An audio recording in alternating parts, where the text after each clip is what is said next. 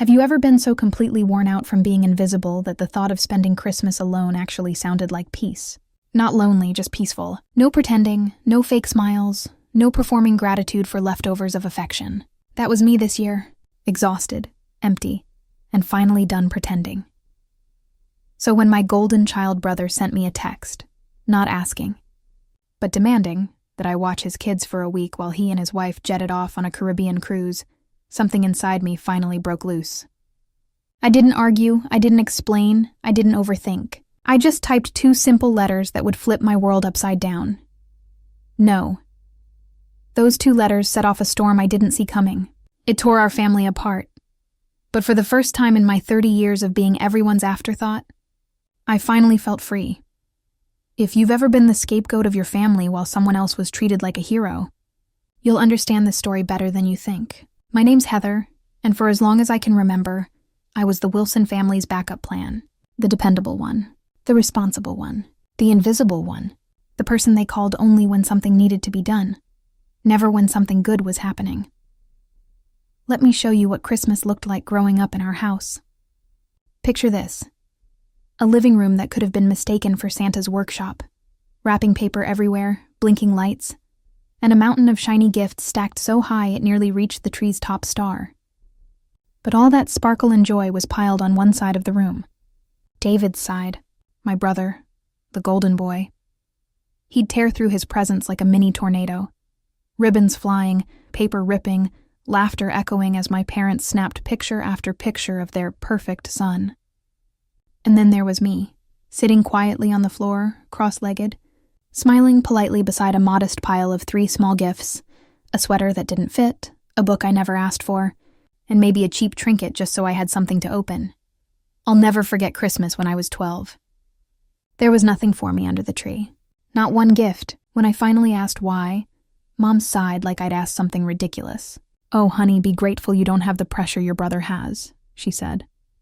"He has such high expectations to live up to."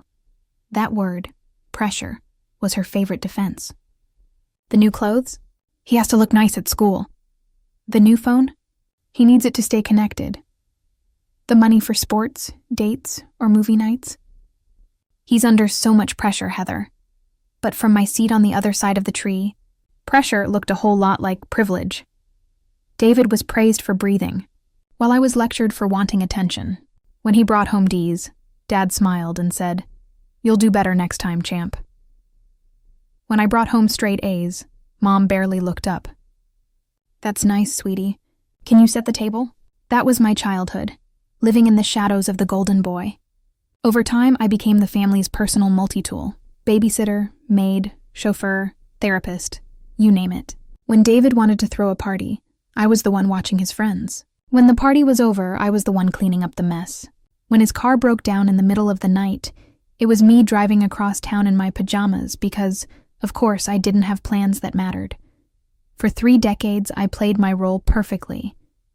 The good daughter, the quiet one, the reliable one who never said no, even when it meant sacrificing my own life, my own time, my own happiness. I told myself that's what family meant. That love was something you earned by being useful. That maybe if I just kept saying yes, one day they'd see me for who I really was.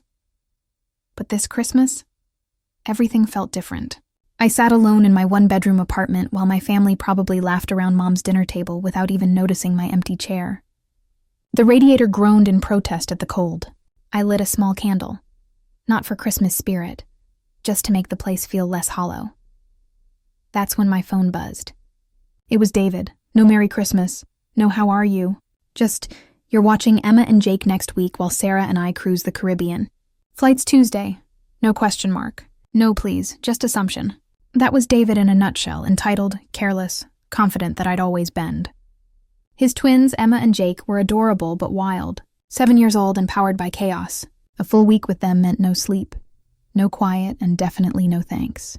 David and Sarah made good money, but paying me for babysitting had never once crossed their minds. I stared at that message for a long time. Every part of me, the obedient, soft-spoken version of myself, wanted to type, "Sure, no problem." That was what good Heather did. She rearranged her schedule, burned her vacation days, and smiled while doing it. but something inside me had finally gone still. Maybe it was the silence of that apartment. Maybe it was realizing that no one had even thought to invite me to Christmas dinner. Maybe it was finally seeing that David had never, not once, asked how I was doing. Whatever it was, I finally typed the word that changed everything. No. 2 little letters that felt like a lightning strike after a lifetime of clouds. The next morning, the doorbell rang.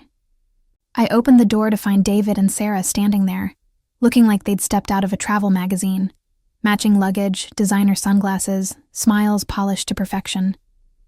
David's confidence filled the hallway like perfume. "Hey, sis," he said casually, already rolling his suitcase past me. "Didn't get your text. We're leaving in a few hours." For once, my voice didn't tremble. "Actually, David," I said evenly, "I meant it. I'm not watching the kids."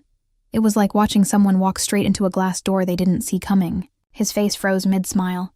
Sarah's jaw dropped. "What do you mean, no?" David's voice sharpened like a blade. "We already paid for this trip, Heather." "The kids love you!" "Then find someone else," I said, calm as ever.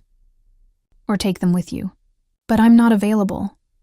Sarah whispered something to him about refunds and cancellations, and I caught the word ungrateful. They glared, turned, and stormed off, suitcases rattling angrily against the floor. The sound was final, like a door slamming shut. The next day, I found a note taped to my door in David's handwriting. "You'll regret this, Heather. The family remembers." After 34 years of being their go-to, that note felt less like a threat and more like proof that I'd finally taken back my life. That night, memories started bubbling up. The college fund Mom and Dad said they couldn't afford because David needed a car. The vacation money I loaned him for his wedding never paid back. The hospital stay he ignored because fantasy football was more important.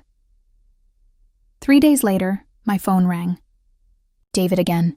Music and laughter filled the background, ship noises. They'd found someone else to watch the kids and gone anyway. His voice was slurred. "You ruined everything," he spat. Sarah's parents had to fly in. Do you know how embarrassing that was? Mom's right. You've always been selfish. That word hit like a punch. Selfish. The same word they used every time I asked for fairness or boundaries. I took a slow breath. "I don't think asking for respect is selfish, David," he scoffed. "You'll regret this when you have nobody left. We're all you've got, Heather. Without family, you're nothing." Then he hung up. What came next was the avalanche. Dad called first, disappointed and cold. "Heather, what's gotten into you? David says you refused to help with the kids. That's not like you." "Maybe that's the problem, Dad," I said quietly. "Maybe I've been too much like a doormat and not enough like a person." "Don't be dramatic," he sighed. "Family helps family." Then Mom called, sobbing so hard I could barely understand her. "How could you hurt your brother like this? He's always looked up to you. You've broken his heart, and mine too." Looked up to me? Right, in what universe? Even Aunt Carol chimed in, repeating David's story like gospel. It didn't matter what I said. They'd already chosen their version. But for the first time in my life, I didn't argue. I didn't explain. I didn't apologize. I just listened, let their voices fade, and sat in the quiet afterward. Because for the first time in 34 years, I wasn't the family's backup plan anymore. I was finally me.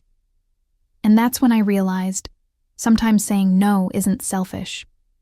Sometimes it's the first step toward finally being free. How his selfish sister had abandoned him in his time of need. How I'd become cold and cruel. How worried they all were about my mental state. It was like being buried alive under an avalanche of guilt and manipulation. Every voice from my childhood came back to haunt me, telling me I was wrong, I was bad, I was the problem. But you know what? For the first time in my life, I didn't bend. Christmas Day came and went. No family dinner invitation, no phone calls wishing me well, just silence from the people who'd claimed to love me, but only when I was useful. I spent the evening in my little apartment, just me and that flickering candle. The radiator kept making its old building noises, but somehow they didn't sound lonely anymore. They sounded peaceful. I thought about all those years I'd begged for a seat at their table when I could have been building my own life instead. All the energy I'd poured into earning love that was never really there. All the pieces of myself I'd given away, hoping someone would finally see me as worth keeping around. Sitting there in the quiet, I realized something. Profound. I wasn't the selfish one. They were. They'd taken my kindness and twisted it into obligation. They'd taken my love and turned it into a weapon against me. When I blew out that candle before bed, the room went dark. But inside me, something bright and strong had finally turned on. For the first time in 34 years, I didn't regret standing up for myself. 6 months later, I haven't heard from any of them. My phone is quieter, but my life is fuller. I've made real friends, people who value me for who I am, not what I can do for them. I've taken that vacation I always wanted. I've started saying no to things that don't serve me and yes to things that do. Sometimes love means letting goof people who only see you as useful. Sometimes the family you build is better than the one you were born into. If this story hit home for you, you're not alone. Hit that like button if you've ever felt invisible in your own family. Subscribe if you believe everyone deserves to be valued for who they are, not just what they provide. And drop a comment. I want to hear about the moment you finally stood up for yourself. What was your no moment? Remember, you don't owe anyone your peace of mind, not even family.